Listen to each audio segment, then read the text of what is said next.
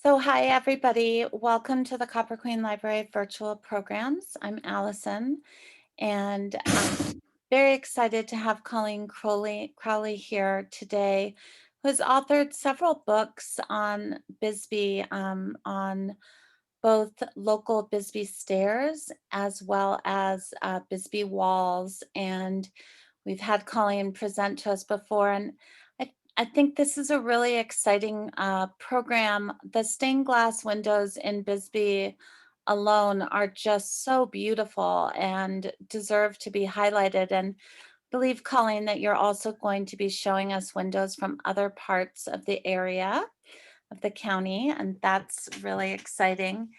And the only announcement I have for today is that we will be starting an open art studio, all ages, at the Copper Queen Library Annex in San Jose on Melody Lane, the first and third Fridays, 1 o'clock. And this is a really exciting new way to make art. It's not a specific project-oriented program. It is an open art studio with a whole variety of different art mediums to explore, to try, and to create new ways of expression through art. And making it all ages is also very exciting. That's how we like to do our programs. But giving parents the opportunity to make art themselves and not just watching their kids make art.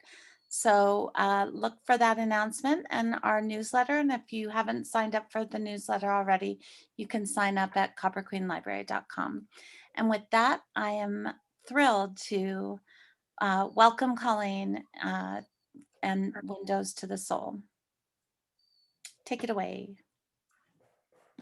Okay, I have lived in Bisbee for 40 years, and I think one of the great things about Bisbee is all the old churches. So I joined one of the old churches, the Presbyterian church, and I was like, whoa, this stained glass is so beautiful. So I've been investigating it. And so most of this glass was built between, most of these churches were built between 1880 and 1920.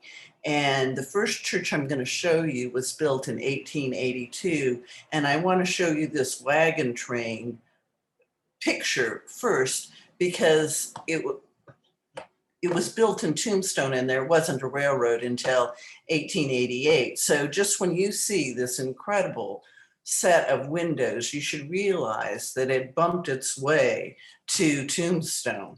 Also, you should realize that all these churches are very friendly and they would love to see you come and look at their glass. And probably the best time to do that, of course, is when going to church on Sunday. So I really highly recommend, and definitely this church, if you haven't seen the glass in this church, you should go.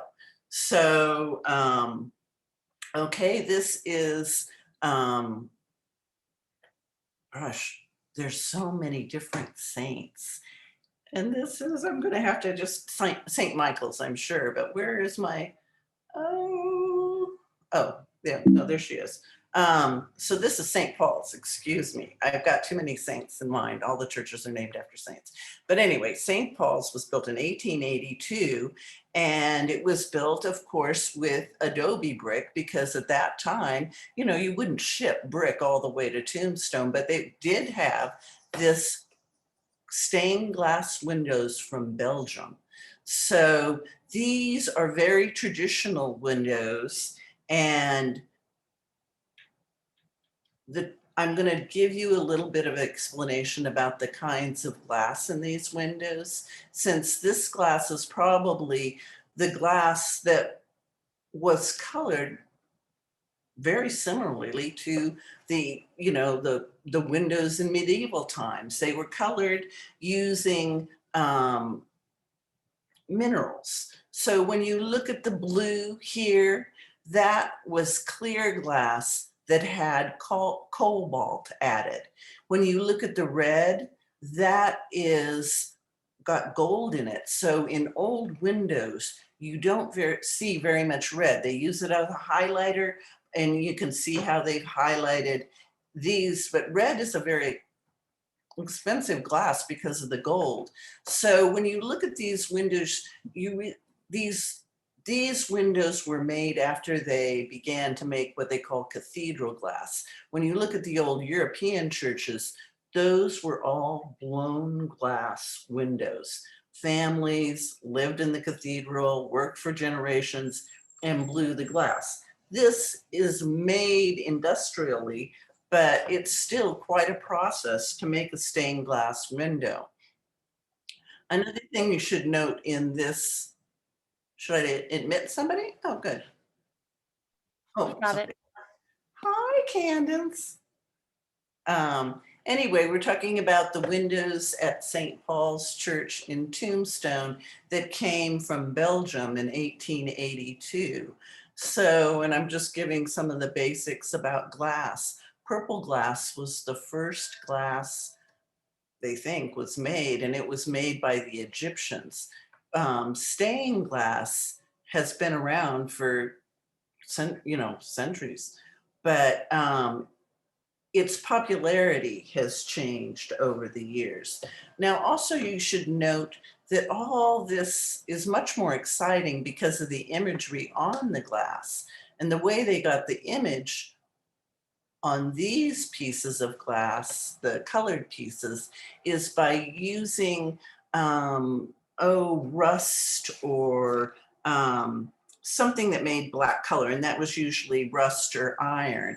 And this was painted on sometimes, but actually for this window, it was stenciled on. So to get a sense of how much work is in this window, every piece of glass was stenciled, and then it was put together. Well, then it was fired, and then it was put together. And the reason these windows last for hundreds of years is because they are fired. That's not a color that's just sitting on top of the window. That's something that's been annealed to the glass. And one of the reasons the United States became a well-known glass-making country is because we have these great fires of forests where they could have furnaces so they could heat the glass, make the glass. Another aspect of these windows is these images at the top, and they aren't stained glass. They're actually enameled glass, and that also is fired. So everything in these windows is embedded in the glass. It's not gonna ever fade or go away. So, okay, I should keep going. Yeah.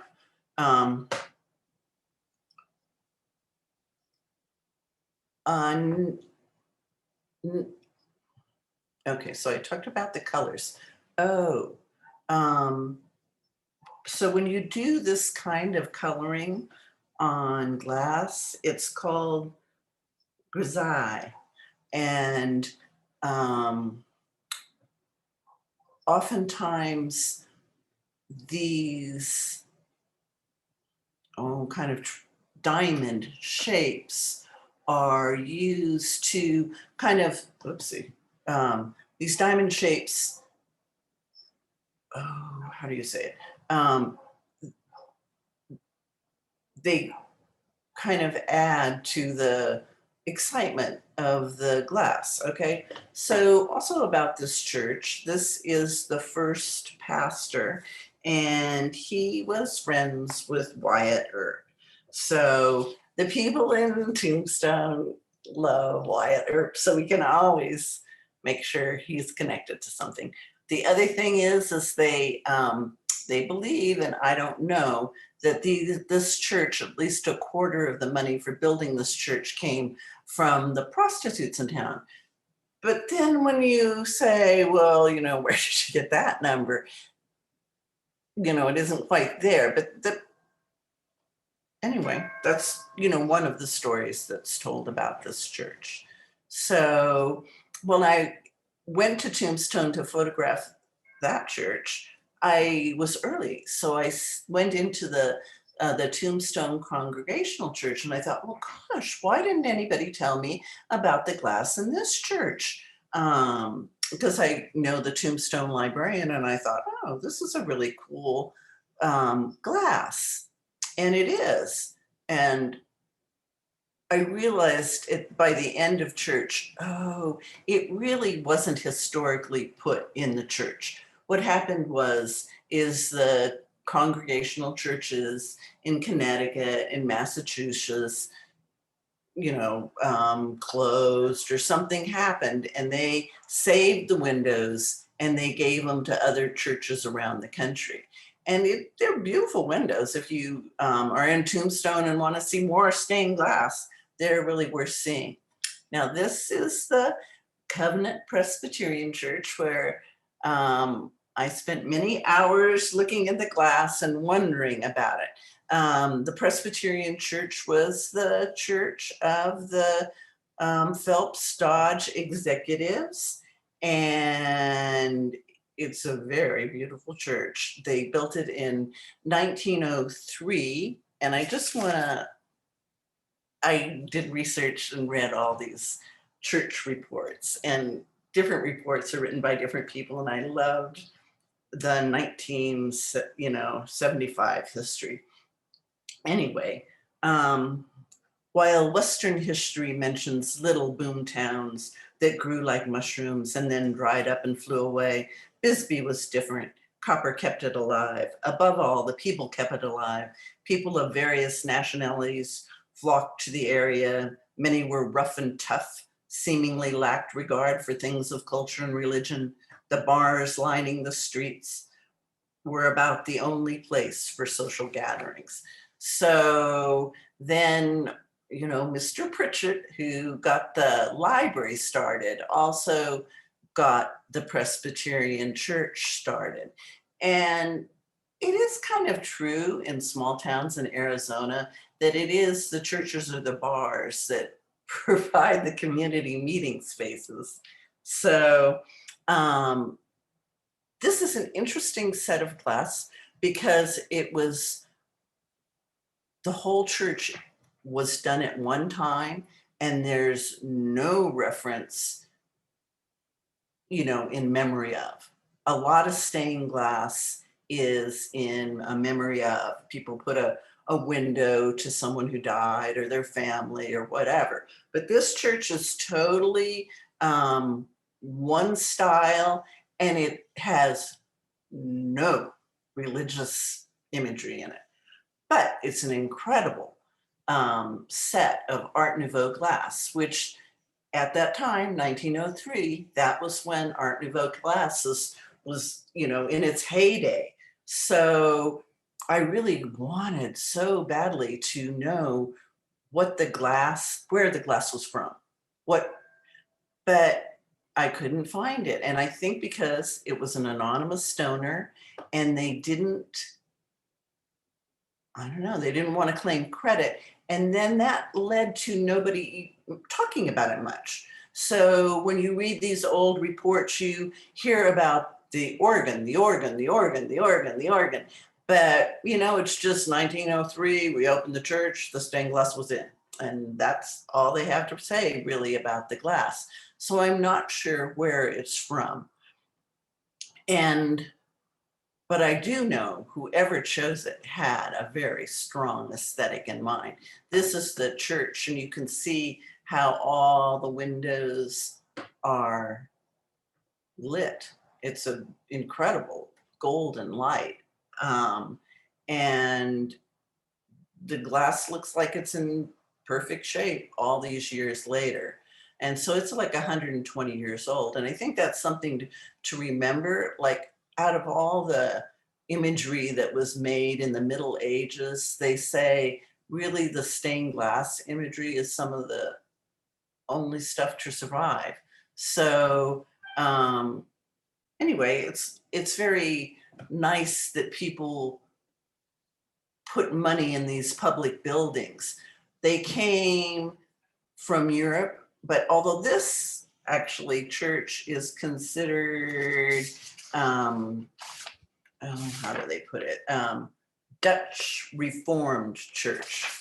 And it was designed after a church that Mrs. William Dodge was near her home in New York. And I'm kind of wondering, was it Mrs. William Dodge that bought the glass? The other church, the other Presbyterian church that was also founded with the support or the leadership of the mining company, was the first Presbyterian church in Douglas. And Bisbee had a smelter, and they decided, oh my God, they were choking on the smoke, and they needed to move the smelter, and they moved it down to the Douglas area. And the executives from Phelps Dodge were the ones who kind of built the town initially, or were really active, and they built this church. And it's got absolutely incredible glass. Probably just, if you're going to judge it by glass, the stained glass in this Douglas church is fantastic. So that was another thing where I was going to find out where the glass came from. And they had a report that said it was Venetian glass. And, oh, I should say what opalescence means. Opalescence is when they put a couple of different colors of glass together. And opalescent glass came about in like the 1880s. So this is a pretty new type of glass. You're not going to find this in the old cathedrals. You're not going to find this actually before about the time that the churches were being built in Cochise County. So here's more examples. So then that kind of made me, I really believed in the beginning that yes, that glass came from Venice, and the person I consult with, who painted glass for a big stained glass place in Minnesota and is, really informed. He was like, Venice, no, United States had glass. They wouldn't have gone to Venice then. And I thought, well, this is, really, really wealthy people. They might have been in Venice and looked at glass and decided to buy it, because you're talking about copper mining was, one of the richest mining that was being done at the time. So the opalescent glass made me realize that, it probably didn't come from Venice, because the opalescent glass was copyrighted or patented by both Tiffany and another gentleman. Let me get my notes. In the 1880s. So it's a pretty new type of glass. And like Tiffany went to Kokomo. It's a glass company. And so here, this gives you a sense of how huge. There's 3 walls of stained glass in the Douglas Church. So I just wanted to start out with just showing you 3 walls of incredible glass. And a lot of it's this opalescent glass. And a lot of it, when you look at it, you also see that the lines, those swirling lines, are very similar to the Bisbee Church. I suspect that that the glass for the Bisbee Church and the glass in Douglas were probably the same glass maker. So then, oopsie. Huh? It's just, if you haven't ever been in this church and you're interested in stained glass, you should go down. They're open up again. And it's just, so the church had a junior high about a block away. And junior high boys after school, they love to throw the rocks. So they threw a lot of rocks at the church. Just probably particularly hostile, but So in the 1980s, there was grant money for SHPO or rehabbing these old buildings. And they also had a member of the church who was a stained glass expert, which I can understand how that would happen. If you love stained glass, this would be the church to go to. So she took apart these windows, and you see how they had, these were also shipped. So she would take them out, she would make the mends, and she had her own kiln or her own oven to fire it. Because that's the thing about the glass, if it doesn't get fired, then it's not annealed. So anyway, that's another fun thing to look at when you're in there. Then they also, that grant money also paid for getting a covering on the outside so the rocks couldn't get to it. But just look some more at this. Look at this glass. These are, anyway, opalescence. And right now I'm taking a stained glass class, and the teacher had a piece of opalescent glass about 1 foot by like 10 by 8 or something. And it was $25 for that piece of glass from Kokomo. So when you look at this church, there's like $1 million worth of glass in it. But and it's also not very oh, how I mean it's the religious imagery isn't that much. So, but these images were painted onto the glass and then fired. And so you can see they've got a beautiful set of, they call them heraldic images. Anyway, I can't say it. But here's another window. Here's another view of that window. In Douglas, there's a church.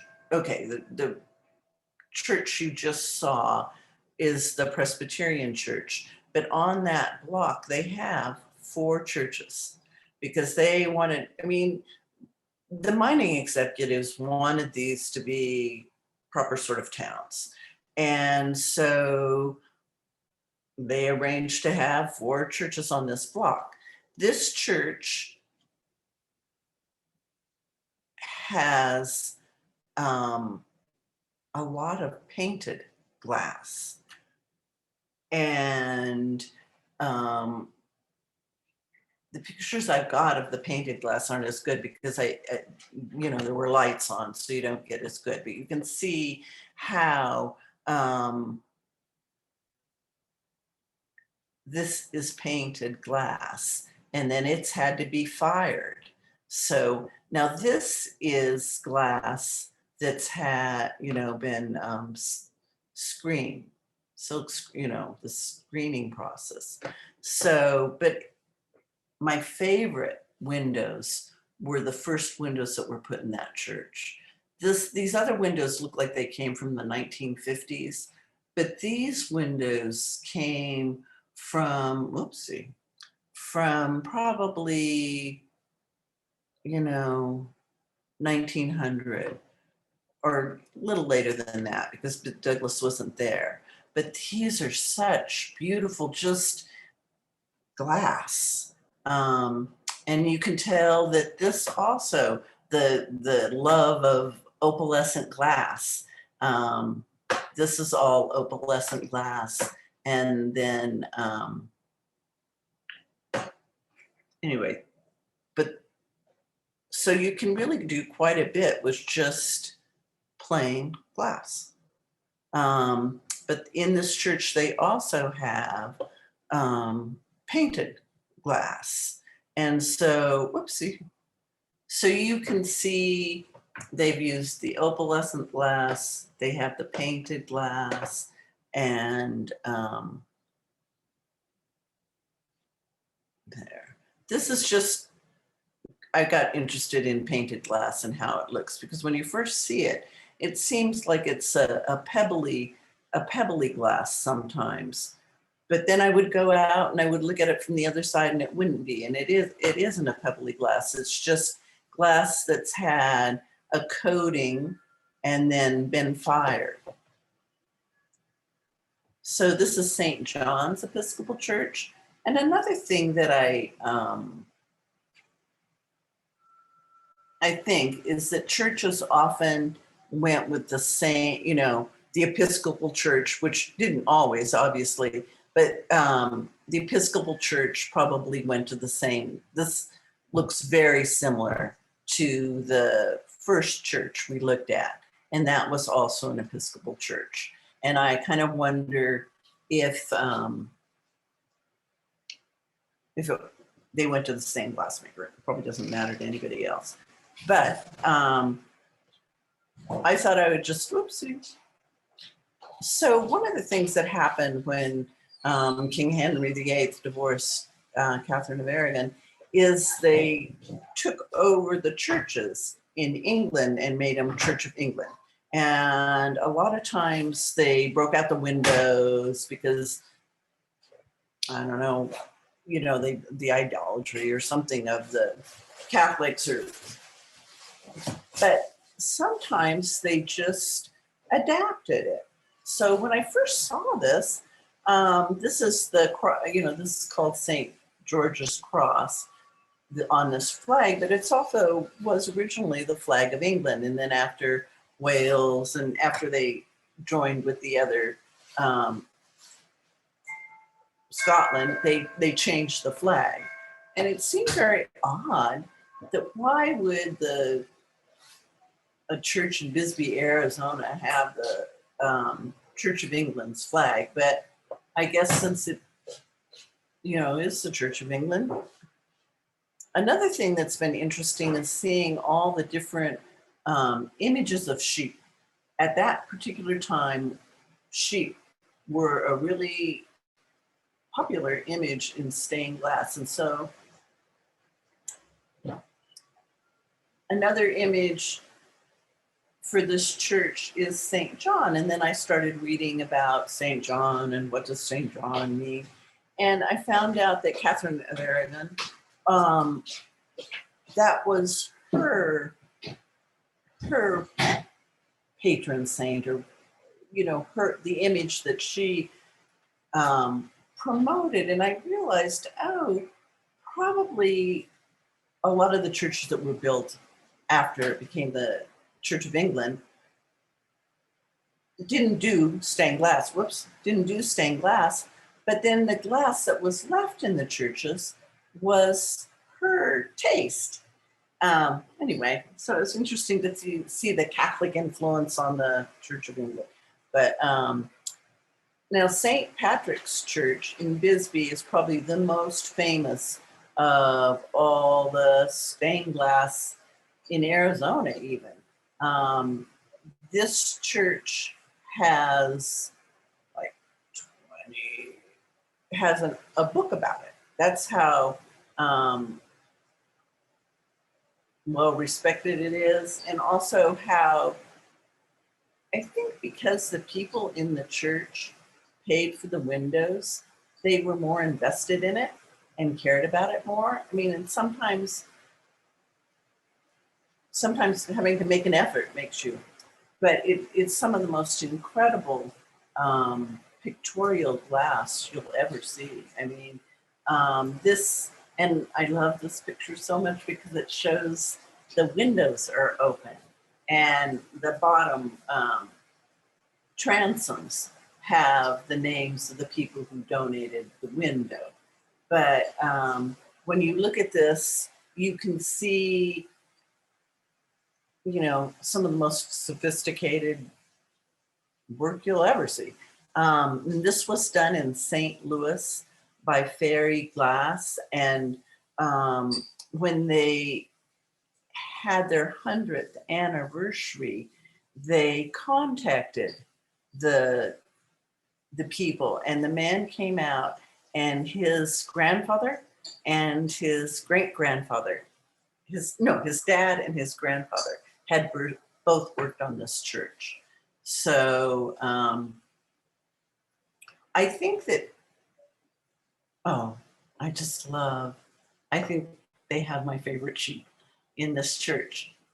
So this was all painted on, and then you can see, so this is a piece of white glass. And another interesting thing is that before like 1880 or so, white glass wasn't used very often in churches. In fact, Tiffany was the person who really brought white glass to the fore, and you use tin. But this is like what's done in like 1908 or so, and you see a lot of white glass. Anyway, painted white glass. So one thing I haven't talked about is the frames around these windows. And I hadn't realized how important frames were to make glass look really good until we went to the Jewish temple and looked at some of their glass. And so the glass that they did, like in the 1950s, they did really good framing. But then, in 1990 or something, they just kind of didn't spend the money on the frame. And it really makes a big difference because you see the light coming through and being reflected. And I believe that all these frames came with the stained glass too. They sent people from the company to install the windows. And that was another part about thinking about the Tombstone window. Did they send somebody clear from Belgium to install those windows? Because the windows would have come in pieces and they would come with the frame. So, Tombstone, Arizona was nothing. I mean, it was something, but it wasn't a place where you would, put high-end glasswork in frames. So when you go to churches, you should notice the frames as well as the glass. So you get a sense of how huge and how much stained glass from this picture is in St. Patrick's. And what is so impressive is every person in these glass has a distinctive face. It's some of the finest characterizations. I'll go. So each of these people in this window will have a distinctive expression. The most beautiful window is the one where Mary has just given birth, and there's the three wise men, and oh my gosh, every group of people in that window is so distinctive. So if you haven't been to St. Pat's and looked at windows, St. Pat's is also open more than the other churches. So you can go, I think they have like a 7:30 mass, and it's usually open after that for a while. I'm not really sure what the hours are, but they definitely encourage people. I think I got this little booklet there, and they just did a lot of work on the windows, and they're really proud, and you should definitely take a look. So this is my son who helped me photograph this, and I'm back to something else. So is there any questions or anything else you want to look at? I can't hear anybody though. I think everybody is muted. So if you'd like to unmute yourself, you're welcome to ask a question. I have a question. Colleen, could you elaborate a little bit more on Mr. Pritchard's? I hadn't realized Mr. Pritchard's connection with the Presbyterian, and as many of you might know, Mr. Pritchard was the first Copper Queen librarian, but he was also the first postmaster. He was the pastor minister, and he was the weatherman. And he had all 4 of those roles um, within the boundaries actually of the Copper Queen Library. The first building that was built was the post office and library, and I believe the weather station. But the church part, I hadn't really realized that connection. Yeah, no, he got it started. He got the paperwork started to make. I think he was very well connected with the people in Phelps Dodge. You know, I think he must have known the Douglases or something. You know, his projects seem to have a lot of support. I think they brought him from New York when they decided to build that Bisbee needed culture and to build the library. I think it wasn't just the book collection that they imported. I think it was Mr. Pritchard too.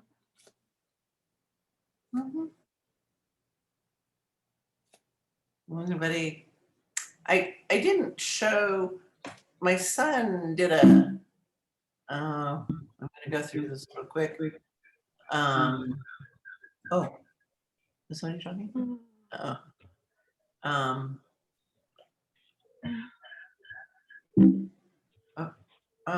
I miss him every time. Anyway, there's a link to a video he did called Windows to the Soul that has some really pictures that you haven't seen here. He was the photographer on this. And since there's other things named Windows to the Soul, you should look at that last slide, or I should look at that last slide and give it to you. If you want to look at more pictures, because he got some really incredible shots in the Catholic Church too. So is there anything else? You can put that link in the chat part in a comment, and then people can click on it and save the web page. Are there any other questions or comments? Well, thanks, Colleen. Thank you. Thanks for very interesting. I really loved it, my dear. So such beautiful glass. I don't think anybody had a clue really until you've pointed out all these treasures that we have here. So that's beautiful. Thank you. And Owen, who took them. So that was Thank great. you, Colleen. What? I Okay. said thank you so much. It was wonderful to hear all this info. Okay. Well, I hope you get a chance to go look at it yourself. Yeah, of course. They're really worth the trip. So, Okay. thanks. Okay. I agree, just so beautiful. And another reminder that beauty is all around us, and that you have to really take that moment and that time to stop and really examine, especially because we might walk by something every day, like your book on the walls of Bisbee, and showing the intricacies and the age and the where those rocks maybe were quarried from. I became obsessed with really looking at the walls on my walks and going around town. I appreciate it in a completely different way now. Good. Right. Colleen is really helping us see Bisbee through more conscious eyes. So thanks, Colleen. Thanks. But I talked to Allison the other day about her plans for putting punched tin on the shade covering out at the annex, and on Youngblood Hill, the street that goes down, there's a wall that has that punched tin. Anyway. Oh, I'm gonna go look at it. Thank you. You should. Any other questions? Well, I want to thank everybody for joining us, and Colleen especially for doing this exploration of our churches, which are many and beautiful and an important part of our history.